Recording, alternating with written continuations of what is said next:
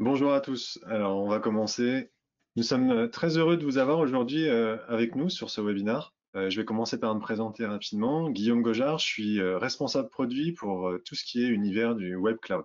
Et je serai accompagné par Sylvain aujourd'hui. Oui, merci Guillaume. Bonjour à tous. Je suis Sylvain Landrevie et moi je suis en charge du marketing produit des univers web et domaine chez OVH Cloud. Alors, durant ce webinaire, on va faire un petit état des lieux sur les éléments importants pour construire sa boutique en ligne. Merci Guillaume. Alors, on va passer par plusieurs étapes aujourd'hui. L'idée, c'est bien sûr de vous accompagner, vous donner, comme disait Guillaume, quelques clés pour démarrer sur une boutique en ligne. Je pense qu'aujourd'hui, tout le monde se pose la question de comment faire. Il y a une première question à laquelle on va déjà essayer de répondre, c'est est-ce qu'il faut le faire? Et on verra en sortant de cette présentation que la question ne se posera plus et on aimerait se poser la suivante et quelle solution je choisis et quand est-ce que je démarre. Donc on va commencer par faire ce contexte du e-commerce en général qui est un petit peu particulier depuis un an maintenant, presque. On verra que l'importance d'un nom de domaine est à mettre au même niveau que celui d'un choix d'une marque. On passera ensuite sur les différentes solutions qui permettent de développer un site e-commerce, de le faire soi-même ou de se faire accompagner. On a tout un réseau de partenaires qui est là exactement pour ça et qui pourront vous aider dans le déploiement d'une boutique ou d'une plateforme beaucoup plus complète si besoin. Je vais commencer tout de suite par le contexte. On a un marché qui est en croissance de manière très régulière, qui a été multiplié, vous le voyez, par 14 depuis 2005 en 15 ans. On est aujourd'hui sur la France à plus de 115 milliards de dollars sur l'année 2020. Ça paraît énorme, ça l'est. Bon, si on donne un titre de comparaison, la Chine est à 723 milliards, mais c'est pas non plus la même population, le même volume et les mêmes habitudes. On verra d'ailleurs un peu plus tard que les habitudes des clients français sont un petit peu en retrait par rapport à beaucoup de pays anglo-saxons, ce qui n'est pas une mauvaise chose, au contraire, ça fait une opportunité de plus pour l'avenir de se dire que ce marché est en expansion et potentiellement en explosion.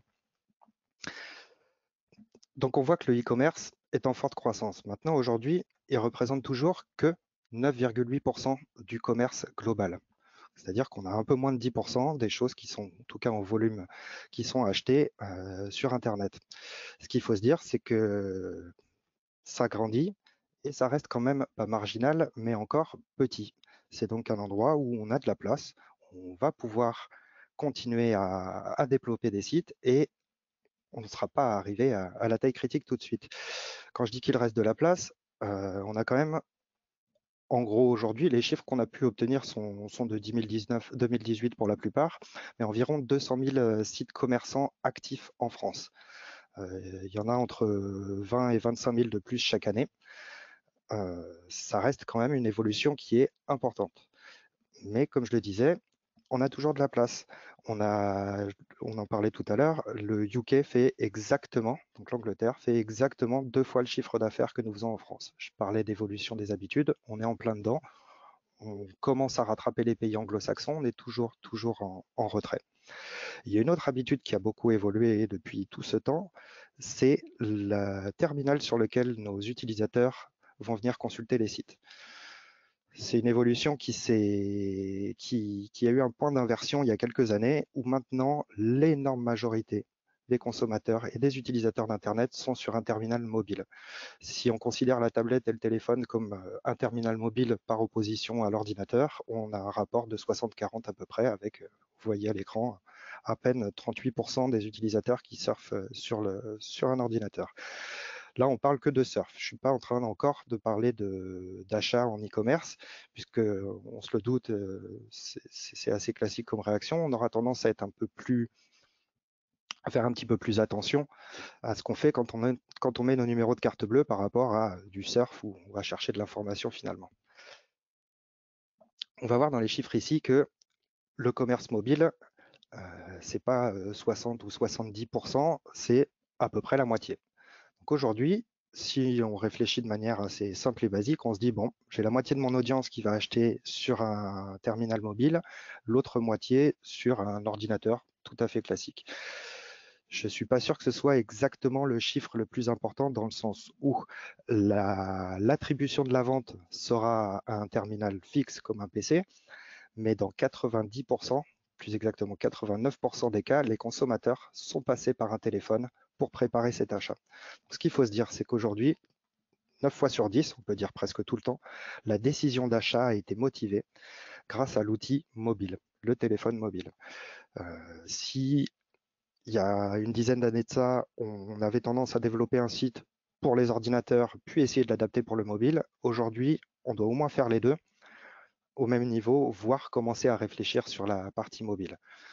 C'est beaucoup plus simple qu'à l'époque. On n'a pas besoin de faire des versions de sites différentes. On a du design qui est responsive, qui permet d'adapter le contenu avec des seuils et avoir un affichage cohérent, quels que soient les terminaux. Mais il y a toujours cette chose qui est importante de ne surtout pas oublier le mobile. Je vais parler d'un quelque chose qui est un petit peu moins rigolo maintenant. Tout le monde le sait, ça fait presque un an qu'on est dans une situation sanitaire qui est dramatique. Elle l'est pour certains business. Maintenant, ça a ouvert aussi des opportunités sur lesquelles ce serait un petit peu dommage de ne pas capitaliser. Vous le voyez ici, ce sont des chiffres américains pour la ligne bleue et anglais pour la ligne orange. La date du premier trimestre 2020 a multiplié, doublé sur certains marchés les parts de marché du commerce online. On peut parler d'explosion, hein. C'est quelque chose qui était stable, ou qui avait une évolution qui était stable en tout cas. L'évolution a été décuplée de manière radicale. On a observé en général une croissance de 30% dans les ventes de manière globale, toutes les industries confondues, puisque bien sûr, il y en a pour lesquelles les ventes n'ont pas évolué autant que pour les autres. Ça dépend un petit peu des verticaux et du type d'activité commerciale qu'on a. Un autre élément qui est intéressant par rapport à cette crise sanitaire, c'est l'intérêt. On a vu plusieurs chiffres tout à l'heure, et je vais revenir dessus. Ce tableau n'est pas facile à interpréter. Je ne vais pas rentrer dans le détail de la constitution des courbes, mais pour vous donner une idée, c'est un rapport d'intérêt sur 100 sur les livraisons. Ce sont les mots-clés qui tournent autour de la livraison par langue. Donc ça, ce sont des chiffres qui sont issus de Google Trends. Et en gros, le rapport qu'on essaye de faire là, c'est de voir l'uplift, l'augmentation qu'il y a eu et qui est intimement corrélée aux dates de confinement en général sur l'intérêt de la livraison. Si on résume les choses de manière très très simple, c'est pas ce qu'on voit ici dans les courbes, mais en gros, les taux de recherche pour la France sur le terme livraison, uniquement le mot livraison, a été multiplié par 8 du jour au lendemain. Donc si je reviens à ce que je disais tout à l'heure, on a un marché qui a augmenté pas loin de 30%, x2 pour certains, mais on a un intérêt des utilisateurs qui est multiplié par 8 sur l'activité. Je disais qu'il y a de la place. Là, il y a plus que de la place. Il y a même un retard de la réponse du commerce en général par rapport à la demande des consommateurs pour pouvoir accéder aux produits en ligne avec une livraison à la clé. Donc, je pense que s'il y a une première question à laquelle on peut répondre, c'est effectivement, aujourd'hui, ça peut être important, et à mon sens, il est vraiment important d'avoir une présence en ligne. Alors, on parle d'une présence aujourd'hui, le sujet qui nous intéresse, c'est une boutique, mais démarrer par une page, c'est déjà avoir une présence en ligne, et c'est là-dessus on va pouvoir vous aider aussi. L'image peut faire un petit peu peur. Bien sûr, c'est l'idée de se lancer. Maintenant, elle peut être en contexte, hein, on ne voit pas le vide qu'il y a en dessous, et puis surtout, on ne voit pas les filets de sécurité. Parce que la mission d'OVH Cloud et de tous les partenaires qui constituent notre écosystème aussi, c'est de vous accompagner dans ce grand saut, et c'est de vous rassurer tout le long de la chute jusqu'à vous fournir le parachute qui a été revérifié 50 fois pour être sûr qu'il s'ouvrira et qu'il vous posera au bon endroit et au bon moment. On en parlait, je le disais un tout petit peu en introduction, ça commence par un nom de domaine. Quand je dis nom de domaine, moi j'entends marque. Un nom de domaine, c'est à peu près aussi important que choisir un nom de marque. Toutes les écoles et les livres de marketing peuvent vous tenir en haleine sur des chapitres entiers sur le choix d'un nom de marque. On va s'attacher à quelques détails importants. Ce qu'il faut garder en tête, c'est que votre nom de domaine, de la même manière que votre nom de marque quand on n'est pas en ligne, qu'on est en ligne, c'est votre identité, c'est votre signature numérique et c'est le premier pas pour communiquer avec vos clients, vos prospects et tous vos partenaires. Ce nom de domaine, il peut être exactement votre nom de marque d'ailleurs. Quand en plus on a une forme de notoriété, ce serait dommage de ne pas capitaliser dessus. Mais il faut aussi qu'il soit, et ça ce sont toutes les règles classiques et basiques, qu'il soit concis, qu'il soit simple à prononcer, qu'on puisse s'en souvenir facilement aussi, qu'il n'y ait pas de caractères un peu bizarres, spéciaux ou difficiles à écrire, et puis surtout qu'il qui soit disponible. Alors là-dessus, il y a pas mal d'outils qui peuvent vous aider, hein, surtout sur la côté disponibilité. Il y a un autre outil qui est très pratique que vous pouvez utiliser depuis chez nous, qui est la recherche d'un nom de domaine.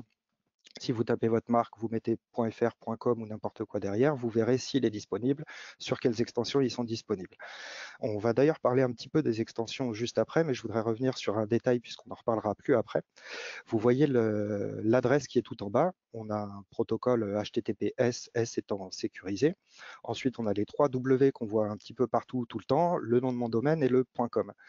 Il y a trois éléments dans cette adresse dont je n'ai pas encore parlé, mais qui sont au moins aussi importants que le nom de domaine au milieu. Ce sont le S au début. Si on parle de boutique, on va devoir sécuriser nos échanges et certains consommateurs, et si tous les consommateurs pouvaient être avertis, ce serait un élément extrêmement important. Personnellement, je ne mettrais pas ma carte bleue sur un site sur lequel il n'y a pas de S derrière le HTTP. Ça correspond au petit cadenas qu'on voit dans les navigateurs qui vous permettent de vérifier que votre site est bien sécurisé, que la transaction se fait en toute confiance. Voilà, merci Guillaume. Et je me permets aussi un tout petit aparté sur les 3 W qui sont le World Wide Web, donc en gros l'immense toile de l'Internet au niveau mondial. On voit généralement ces 3 W puisque c'est quelque chose de général, de générique, et c'est l'ensemble, et il y a mon domaine derrière. On va parler dans 2 minutes des extensions et notamment des extensions par pays. Il faut savoir que ces 3 W peuvent aussi être transformés en quelque chose qui vous permettrait de séparer vos activités, notamment par pays ou par nature de l'activité de votre boutique. Si j'ai par exemple un blog, une section marchande, une section d'échange, comme un forum par exemple, je peux très bien remplacer mes 3 W par blog.mondomaine.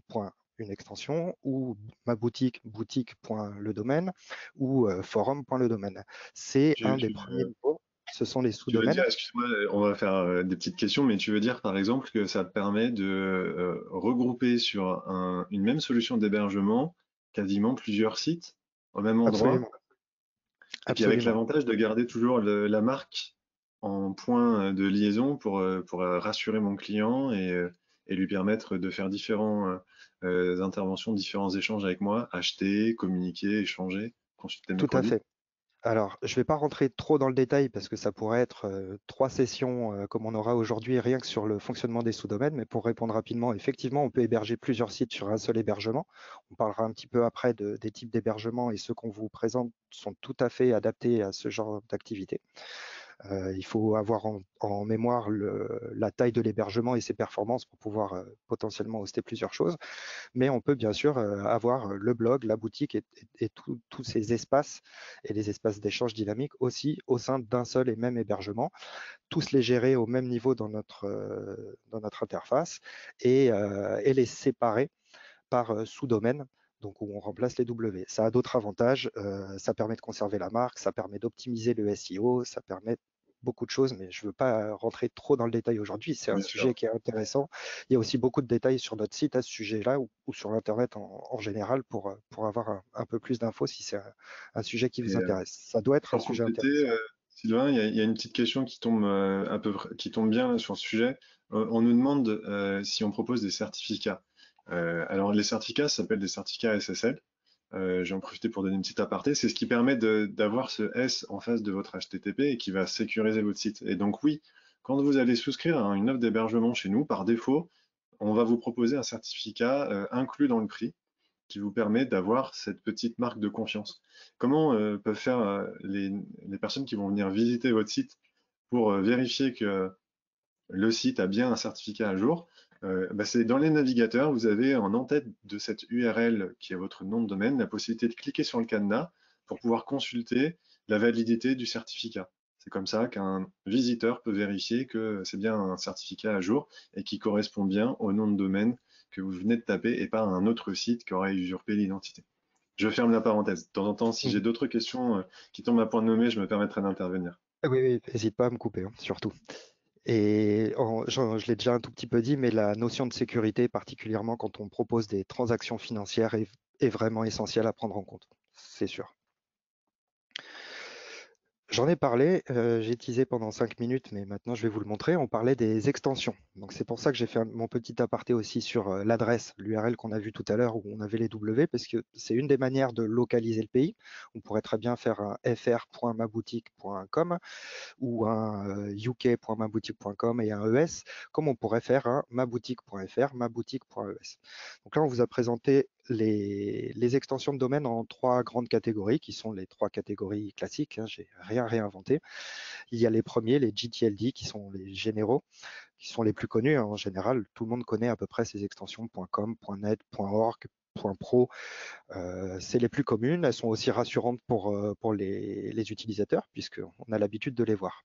Ensuite, il y a celles qui seront par localisation. Donc la France, l'Europe, l'Espagne, comme on vous le présente, il y en a pour tous les pays, hein. Ça donne une notion plus géographique. Ensuite, il y a certaines extensions beaucoup plus spécifiques qui sont plus récentes, qui sont innombrables. Là-dessus, si vous voulez avoir de l'inspiration ou des idées, n'hésitez pas. Je parlais tout à l'heure de notre moteur de recherche de domaine où on met un nom avec une extension et on va vous proposer toutes les extensions associées qui pourraient être intéressantes. Celles-ci, elles sont particulièrement intéressantes pour le e-commerce sur certaines, comme le point store, le point shop ou le point art, qui est très en vogue en ce moment notamment. Et ça permet de s'adresser à une niche aussi. Si je fais de la vente dans l'immobilier, pourquoi pas partir sur un point IMO. Comme je disais, il y en a énormément. Là, l'idée, c'est de faire le tour et voir s'il y a quelque chose qui peut correspondre très précisément à votre activité. Faut savoir qu'on peut aussi acheter plusieurs noms de domaine. Je peux avoir mon .fr et mon .shop et les faire pointer tous les deux vers mon même site. Et je peux aussi observer s'il y en a un qui fonctionne mieux que l'autre éventuellement. L'important derrière un nom de domaine, et c'est là que On nous on a, intervient, c'est de pouvoir le protéger une fois qu'il est acquis de votre côté. j'ai Guillaume? un petit commentaire à faire. Il y a effectivement des extensions qui sont de différentes natures qui existent. Et oui, on a même, nous, notre propre extension. Vous remarquerez, si vous le souhaitez, vous avez la possibilité d'acheter un nom de domaine .ovh. C'est une extension comme les autres. L'important, c'est d'en avoir une et potentiellement d'en avoir plusieurs, comme le disait Sylvain. Après, elles servent toutes le même usage. Elles vont toutes permettre aux gens qui souhaitent vous visiter votre site de pouvoir vous contacter. Une fois que j'ai ce nom de domaine, il va falloir que je l'associe à un hébergement. Ou en tout cas, je voudrais bien coller un site derrière. Et je crois que l'idée de notre audience en général, c'est est-ce que je peux simplement coller un site derrière? La question, c'est quelle solution je peux utiliser pour développer ce site. Alors, on va séparer en 2 parties, la partie le faire soi-même et la partie où on peut se faire accompagner. Maintenant, on peut très bien faire des parties soi-même, se faire accompagner sur certains aspects. Il n'y a bien sûr rien de fermé. Et pour faire un petit peu d'histoire, quand les premiers sites internet sont apparus, on va dire début des années 90, hein, pour résumer, il fallait les héberger. Et ce qui se passait, c'est que quelqu'un qui avait envie de proposer du contenu à l'internet et à des utilisateurs en général devait monter un serveur. Monter un serveur, c'était prendre un ordinateur, le faire tourner H24, parce que si l'ordinateur est éteint, le serveur est éteint et donc le site n'est plus accessible. Le maintenir, faire en sorte que les composants restent à jour aussi, que le système d'exploitation reste à jour aussi. Et puis dès qu'on avait une coupure d'électricité, tout tombait, il fallait tout redémarrer et les sites étaient inaccessibles pendant un petit moment. Donc heureusement, il y a des entreprises qui ont décidé de mutualiser cette chose-là, de la proposer en tant que service. Et c'est comme ça que sont nés les hébergeurs. OVH Cloud en fait partie. Il restait quand même pas mal d'aspects techniques ensuite. On avait une infrastructure, maintenant, c'est un ordinateur. Un ordinateur, on a l'habitude de mettre un Windows ou un macOS dedans, mais c'est à peu près tout. Il faut ce qu'on appelle un serveur qui va permettre de servir ce site sur Internet, donc en gros de le proposer, de l'afficher comme un site Internet avec des pages, des contenus, des images et tout ça organisé dedans. À cette époque-là, c'était pas très facile, c'était beaucoup de code très standard et la maintenance était un enfer. Les hébergeurs ont rapidement proposé des serveurs, la plupart du temps tournés sous Apache, et ça permettait de déployer des pages Internet où on avait quand même du code à faire. Il fallait taper de l'HTML, du JavaScript. Un peu plus tard, il y a eu un peu de CSS. Il y a quelques langages qui sont apparus en PHP, tout ça. Et ça, tous ces acronymes un peu barbares sont des langages dans lesquels on écrit du code. Et puis, des hébergeurs tels que OVH Cloud ont décidé aussi d'utiliser des technologies tierces qui étaient des interfaces de gestion de contenu qui permettaient d'avoir des templates, des carcans dans lesquels on n'avait plus qu'à injecter de contenu, images, texte et tout ça. Des frameworks aussi. Et l'idée, c'est en un clic de proposer une solution type WordPress ou un PrestaShop qui est disponible quasi instantanément et on n'a plus qu'à faire le contenu. Donc si je reskip l'histoire jusqu'à aujourd'hui, tout ce que vous voyez entre les petits pointillés, donc le point A et le point B qui sont vraiment les aspects les plus techniques de la gestion de l'infrastructure et du cadre technique d'un site internet, sont maintenant assurés par les hébergeurs comme nous, pour que vous n'ayez plus qu'à accomplir l'étape C qui est construire sa boutique. Maintenant, ce qui va nous intéresser, c'est quel choix je peux faire pour construire cette boutique. Et bien sûr, ça commence par l'hébergement. Quand on commence à être un petit peu sérieux, à vouloir faire du e-commerce, on a besoin d'une infrastructure qui tient à peu près la route, qui tient la charge et qui a la puissance de calcul pour servir une expérience agréable à tous nos utilisateurs. Nous, ce qu'on vous recommande, c'est de partir sur une offre qui est performance, qui va répondre exactement à tous les besoins d'un site e-commerce, qu'il soit petit ou très grand. C'est-à-dire qu'elle est divisée en plusieurs versions et c'est complètement évolutif. On verra que ça peut l'être aussi de manière assez rapide. Donc, quels que soient les besoins à nouveau, l'offre est complètement packagée et avec beaucoup de services autour. Je parlais tout à l'heure de l'ordinateur qui tournait à la maison, je n'ai pas parlé de le fait de sauvegarder ce qu'il y avait dans cet ordinateur pour le jour où je perds mon disque dur ou ma base de données. Donc dans les options qui sont mises en place par des hébergeurs comme OVH Cloud, et en tout cas chez nous, il y a la sauvegarde automatique, il y a de la supervision H24, tous les jours, 7 jours, oui, 7 jours sur 7, 24 heures sur 24. La maintenance du système d'exploitation, du serveur, de la sécurité aussi. On a parlé tout à l'heure de l'HTTPS qui est le protocole. Il y a aussi beaucoup d'éléments qui permettent de protéger un site ou en tout cas de l'attaquer dans l'autre sens contre lequel nous vous prémunissons. Tout le monde, pas tout le monde, mais beaucoup de gens ont entendu parler d'attaques DDoS. Ça fait du bruit dans la presse traditionnelle et pas que la spécialisée, puisque des grandes entreprises et des gouvernements se font attaquer. Notre rôle est d'avoir ces protections contre ce type d'attaque et éviter d'avoir des soucis et pour vous et pour vos utilisateurs sur le site.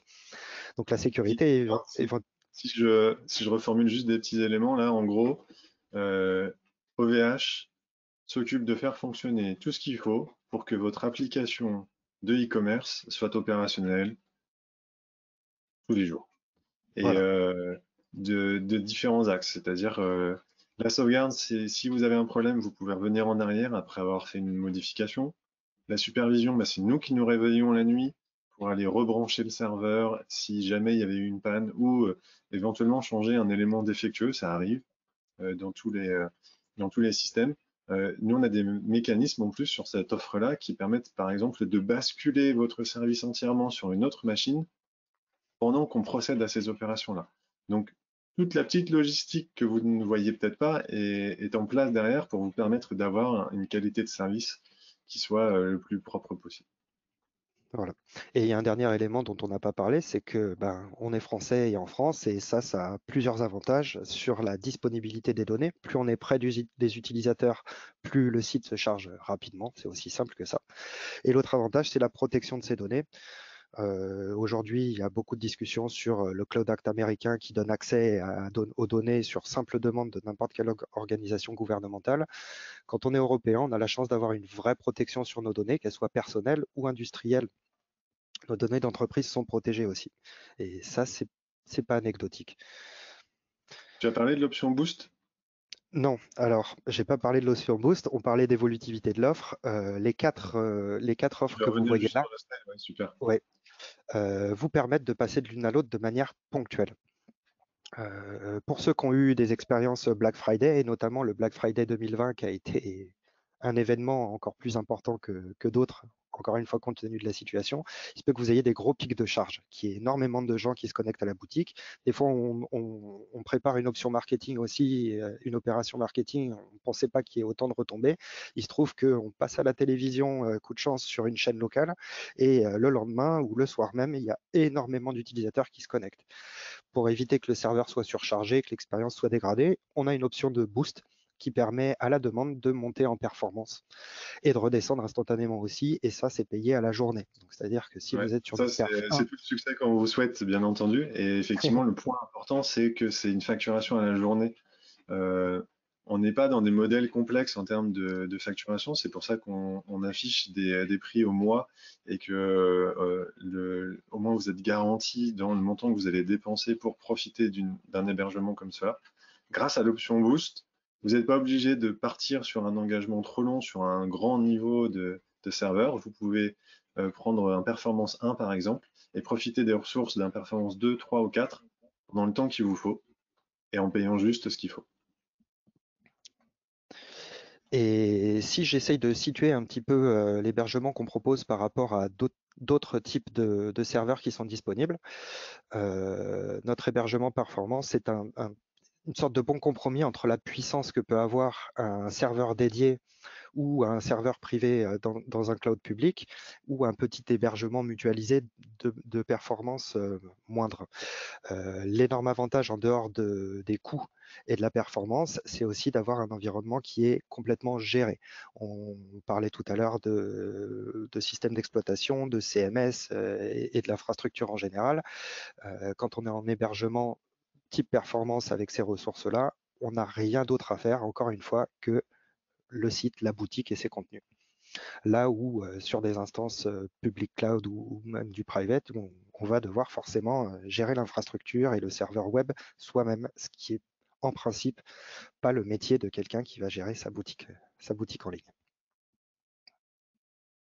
Guillaume, si tu as quelque chose à ajouter sur ce slide, je passe à la suite. Oui, non, là, c'est voilà, le catalogue d'OVH Cloud est très important et il s'est vraiment étendu ces dernières années. Et on a Si des je éléments pour, voilà, pour vous permettre de vous accompagner sur d'autres dimensions qui sont parfois plus techniques. Au-delà des serveurs dédiés, il y a tout un ensemble de services cloud qui peuvent faire aussi l'objet de plein de discussions et de plein d'autres webinaires. Si je peux donner un exemple, parce que ça ne vous parle pas forcément performance 1, 2, 3, 4 et la cadence d'un CPU et le nombre de mémoire vive.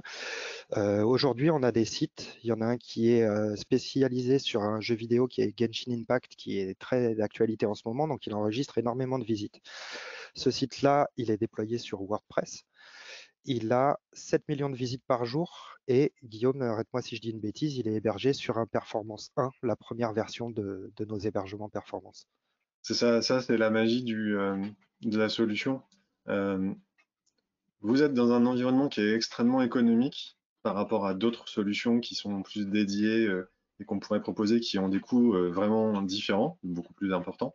Néanmoins, c'est l'avantage d'être sur une infrastructure assez costaud. Si autour de vous, il y a de la place et que vous avez un site web qui est optimisé pour accueillir beaucoup de visites, dans ce cas-là, vous allez pouvoir vraiment servir tout le monde sans impact avec une très bonne qualité. Et du coup, c'est la magie de pouvoir profiter de l'espace disponible. Et on part du principe que cette optimisation, bah, nous, on a des robots ultra intelligents qui vérifient que chacun de vos sites web sont au bon endroit pour optimiser et faire en sorte que tout le monde puisse avoir un site qui fonctionne en permanence.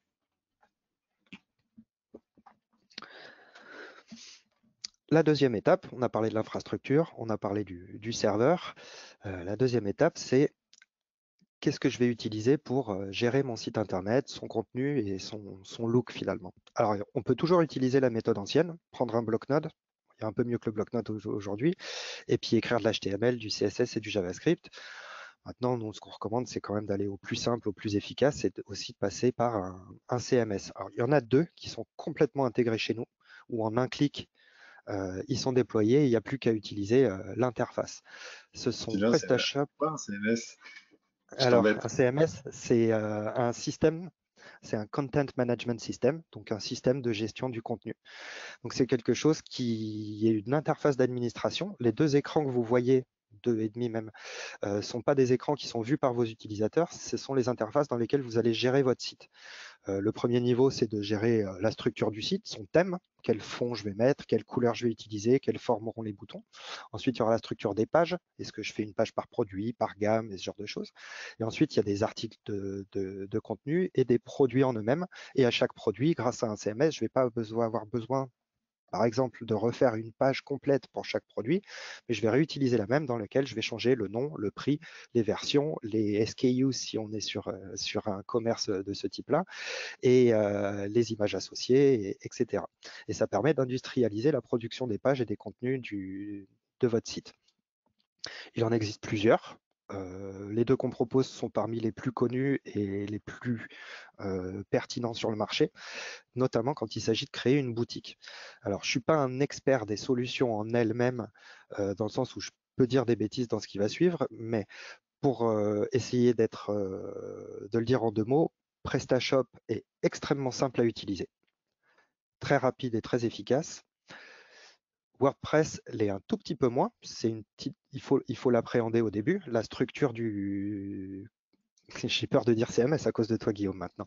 La structure du CMS, quand même, est un petit peu différente. Par contre, elle offre beaucoup plus de possibilités de personnalisation. Et il est vraiment très complet et pas spécialisé uniquement dans le commerce. D'ailleurs, vous voyez une petite flèche avec WooCommerce, c'est le premier module à installer pour pouvoir gérer une boutique depuis WordPress qui, au départ, est un CMS d'administration de blog, de contenu textuel. Encore une fois, ce module-là, en un clic, il est installé et après, vous accédez à ces interfaces, l'une ou l'autre, et il n'y a plus qu'à, façon de parler, créer des pages, des boutons, les produits, leurs photos, leurs prix et tout le processus de commande. Donc, je me répète un petit peu, mais une fois que l'hébergement est choisi, le nom de domaine est choisi et que vous avez appuyé sur ce bouton WordPress ou PrestaShop, c'est à vous de jouer. Il n'y a plus qu'à se concentrer et tout ce que j'ai dit depuis tout à l'heure va beaucoup plus vite de votre côté si vous avez déjà une bonne idée du nom de domaine. Il n'y a plus qu'à se concentrer uniquement sur votre projet, faire les pages et commencer à vendre les produits. Malgré tout, cette production de contenu, ce n'est pas forcément quelque chose pour lequel vous avez forcément le temps, l'envie de monter en petites compétences, puisqu'il va quand même falloir apprendre à utiliser cette interface. La première fois qu'on a ouvert Microsoft Word, on n'était pas forcément serein sur l'utilisation de tous les boutons, et encore aujourd'hui, on a tendance à essayer d'aller au plus simple. Il se peut que vous ayez envie ou besoin de vous faire accompagner par nos partenaires. Ils sont nombreux, ils sont de plus en plus présents et on a différents espaces pour vous les présenter. Alors, je vais parler assez rapidement de ce qui est notre marketplace et après, je laisserai la parole à quelques-uns de nos partenaires à travers une vidéo. Mais si je peux donner un conseil, en tout cas dans le cadre du déploiement d'une boutique, c'est de consulter cette marketplace. Vous avez l'adresse en bas et il y a des catégories. Il y en a une qui est spécifique aux créations de sites web via des CMS.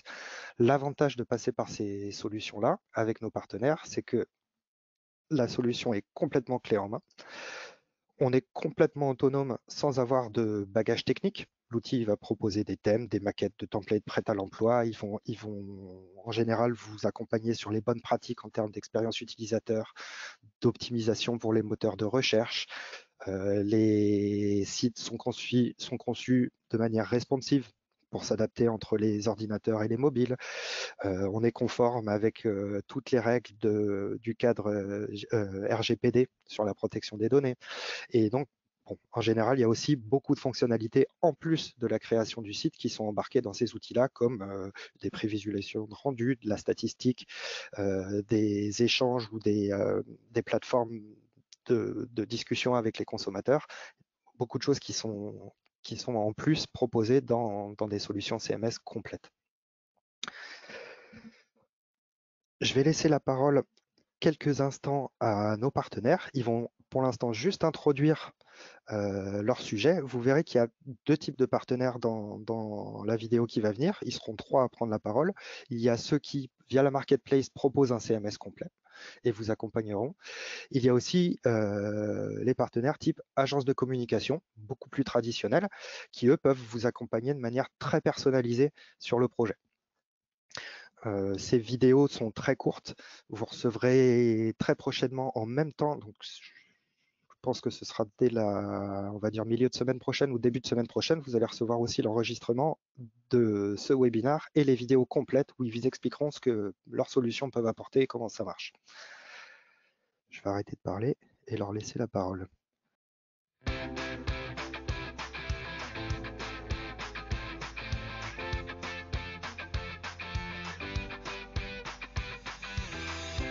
Bonjour, je suis David Nabecourt, le fondateur de la société Shop Application. Shop Application, c'est une société française qui développe une solution de création de boutiques en ligne et de logiciels de gestion de magasins.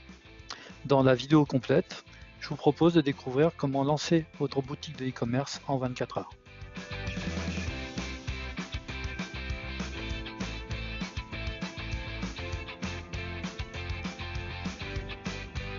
Emmanuel Le Sueur, je suis l'un des 3 cofondateurs de la plateforme La Bille Adresse, la première plateforme dédiée aux solutions de com pour les entreprises, principalement start-up, TPE, PME. Et aujourd'hui, l'objectif pour nous, c'est de vous accompagner pour découvrir comment vendre et comment bien vendre sur Internet dans le cadre d'une offre tout à fait spécifique que nous avons développée et qui va vous permettre de pouvoir utiliser le digital pour vous générer des revenus et surtout capter de nouveaux clients.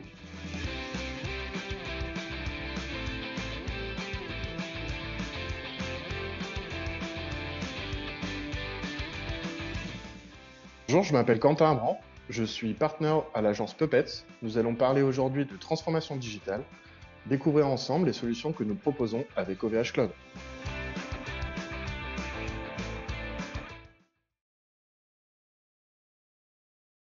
C'était très intéressant cette petite vidéo, ça donne envie d'assister à la suite. Je réponds à une petite question qui était posée aussi sur la marketplace. Si tu peux rester sur le slide. Bien sûr. Merci.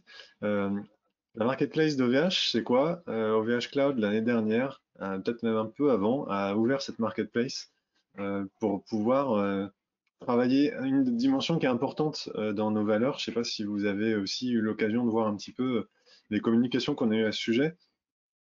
Une des volontés qu'on a, c'est d'étendre l'écosystème qui gravite autour de nos solutions et pas simplement en grignotant les solutions qui se trouvent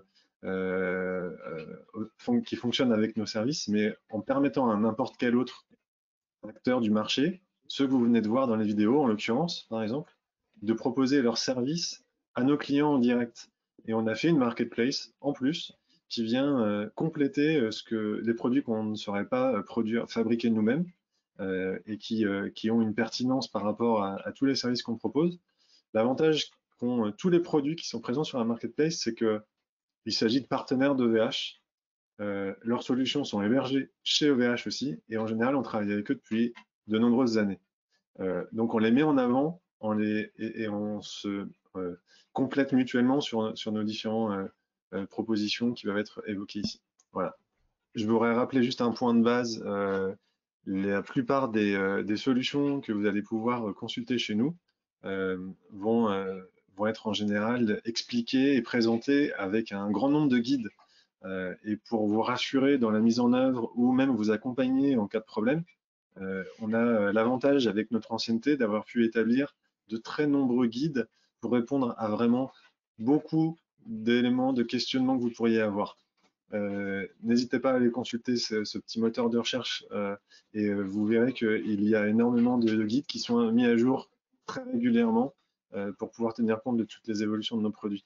En particulier pour les certificats, les petites configurations un peu plus avancées qu'on évoquait en début de webinaire. On a une question sur les solutions de paiement intégrées au site. Ça dépend. Sur un système type PrestaShop, c'est assez classique sur de la carte bleue, du PayPal.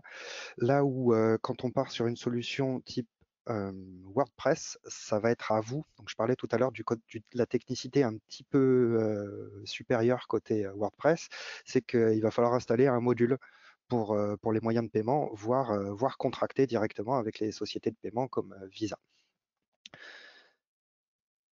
Je vais prendre une autre question qui nous est posée, qui concerne notre outil, notre espace client. En fait, notre espace client permet à tous nos clients de venir consulter tous les services qu'ils peuvent avoir souscrits chez nous. Vous pourriez commencer avec un package complet comme ceux qu'on vous a présentés aujourd'hui, qui prennent le web hosting, l'hébergement et le nom de domaine et les bases de données et tout ce qu'il faut derrière pour que ça fonctionne bien. Vous allez avoir la possibilité de paramétrer et de faire vivre dans notre espace client. Alors, il existe d'autres solutions sur le marché qui font aussi ce qu'on appelle des contrôles panels ou d'autres espaces clients un peu standardisés. Ils ont leurs avantages et leurs inconvénients comme nous. Notre avantage, c'est que au-delà de cette offre d'hébergement qu'on vous présente aujourd'hui, notre espace client va vous permettre aussi de souscrire à n'importe quelle autre solution et vous aurez tout au même endroit. Ça, c'est le vrai plus de cet aspect-là. J'avais une autre question aussi sur la manière dont on facture nos services. La prédictibilité du prix est un des points primordiaux. On voudrait s'assurer que tous nos clients qui commencent à souscrire une offre chez nous soient conscients du montant que ça va coûter. Et historiquement, pour le moment, on est toujours dans une démarche où effectivement, on va vous annoncer un prix pour l'année à venir. La plupart de nos services d'hébergement sont sur une facturation qui est annualisée pour vous permettre d'avoir le meilleur ratio prix-performance sur nos offres. Et vous avez un engagement qui permet de renouveler automatiquement vos services. C'est souvent très utile pour les noms de domaine. Ça vous évite de le perdre si jamais vous oubliez de facturer votre nom de domaine en temps et en heure. Au bout d'un moment, vous risquez de le perdre et il peut être racheté par quelqu'un d'autre. L'avantage du renouvellement automatique, c'est qu'on va vous permettre de le renouveler avant la date d'échéance de manière tout à fait sécurisée. On nous demande comment on peut devenir partenaire sur la marketplace pour ceux qui ont des services à proposer. Pour la partie marketplace, il me semble qu'en se rendant sur le site de la marketplace ou sur un des liens de notre site web, vous avez un formulaire pour souscrire. Si vous ne trouvez pas, vous avez toujours le petit lien qui est disponible dans toutes les langues sur tous nos sites. Contactez-nous, Ouais. qui vous permet de remplir un formulaire et d'exprimer votre souhait. On se fera un plaisir de vous rappeler. Et pour compléter la réponse, donc effectivement sur la homepage de la marketplace, il y a un lien tout en bas pour demander à rentrer en contact en tant que provider de solutions. Et on a aussi le partner programme qui est différent, que vous pouvez aller voir et c'est la même chose. Il y a un lien exactement en milieu et bas de page pour pouvoir s'inscrire. Donc, tout est dispo sur les interfaces. Une autre question concerne l'aide à la décision. Je dirais que aujourd'hui, c'est le meilleur moment. On est en live à répondre à vos questions. Comment choisir l'offre et la solution la plus personnalisée, la plus évolutive? Et pour répondre à des besoins simples, on va dire qu'on a des offres perso, pro, qui sont très adaptées et qui offrent un très bon rapport qualité-prix. Et si vous souscrivez à ces options, à ces offres d'hébergement, vous avez toujours la possibilité de prendre une option supérieure le jour où vous voulez commencer à construire un site un peu plus robuste ou qui va nécessiter plus de ressources.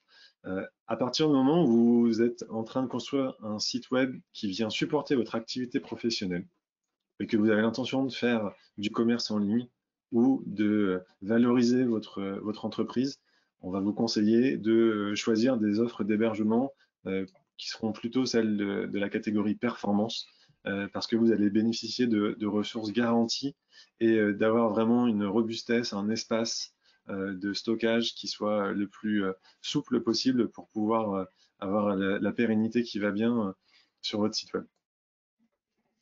Une autre question pour toi d'ailleurs, Guillaume. Pour emmener les clients sur la marketplace, il faut des mailings. Et le problème que je rencontre, c'est que ces envois via les fournisseurs qui vont bien, du type Sendinblue, sont souvent rejetés par le fournisseur d'accès pour cause de spam. Est-ce qu'on a des choses à proposer dans ce sens-là? Alors, tout de suite maintenant, je ne sais pas si on a des nouveaux partenaires sur un marketplace pour faire du mailing. Je sais qu'on travaille à peut-être en ajouter et on a des réflexions en interne pour éventuellement envisager des nouvelles solutions pour pouvoir permettre à ce besoin qui effectivement est assez pertinent aujourd'hui et nous est demandé de plus en plus régulièrement. Ok, c'est bien ce qui me semblait. Est-ce qu'il est possible de demander à un partenaire de faire un site e-commerce à partir de maquettes qu'on leur fournit? Oui, bien sûr, mais ça dépend. J'aime beaucoup dire ça dépend, vous aurez remarqué. Quand on part sur une solution type PrestaShop, on est un petit peu contraint par la maquette qui est proposée par le CMS. Dans le sens où on ne peut pas partir d'une feuille blanche et imaginer le site, il ne sera pas forcément adaptable sans demander beaucoup de développement. Par contre, on peut très bien partir d'une maquette qui est adaptée à un template PrestaShop et proposer ça à un partenaire. Là où, par contre, on peut proposer quelque chose d'absolument customisé et en partant d'une page blanche, c'est avec une agence de communication. Eux, leur métier, c'est vraiment de prendre le besoin et d'y répondre et de répondre aussi aux besoins qu'on n'avait pas anticipés quand on n'est pas du métier. Et si là, on arrive avec une idée très précise, c'est à ce type de service à qui on pourrait le montrer des écrans et leur dire est-ce que vous pouvez me faire ce site. Eux, ils auront aussi un rôle de garde-fou sur des aspects comme l'expérience utilisateur. Il y a quand même quelques règles en UX auxquelles il faut se conformer et ils seront là aussi pour ça. Et éventuellement des problèmes de navigation dans le site, donc ils sauront vous accompagner, vous conseiller, mais bien sûr l'idée c'est de pouvoir quand même proposer le site qu'on a envie d'avoir aussi et pas uniquement reposer sur leurs conseils et leur expérience. J'ai un petit point important à ajouter, Sylvain, sur cette question. Il y a quelque chose de vachement utile, je devrais pas dire vachement, il y a quelque chose de très utile dans nos solutions. Si vous êtes l'utilisateur final, le commanditaire du site web, ce qu'on va vous conseiller, c'est de souscrire l'offre chez nous en direct.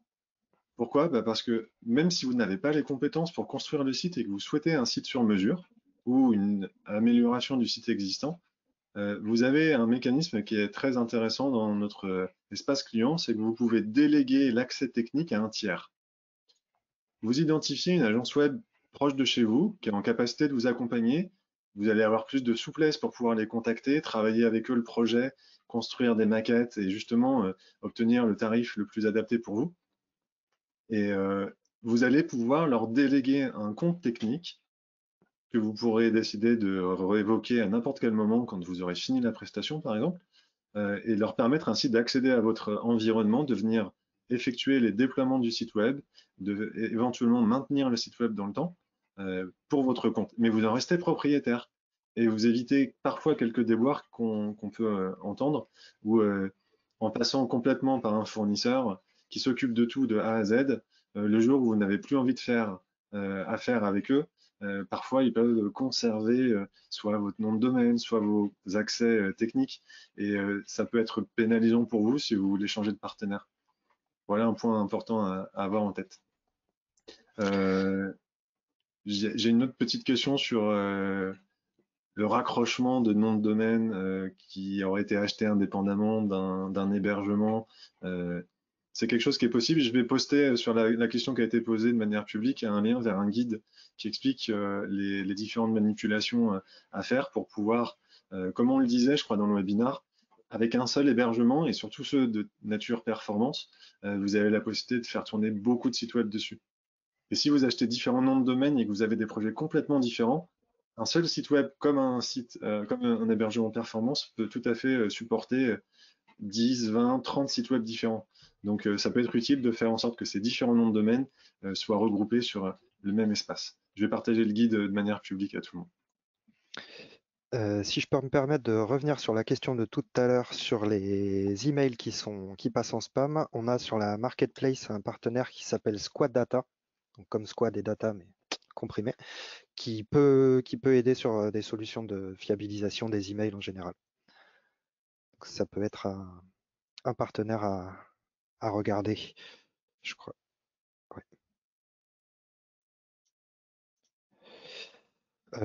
On a une question sur les CMS qu'on propose. Donc, on a parlé de PrestaShop et WordPress. Est-ce qu'on peut basculer de l'un à l'autre avant d'avoir construit le site web? Merci pour la précision.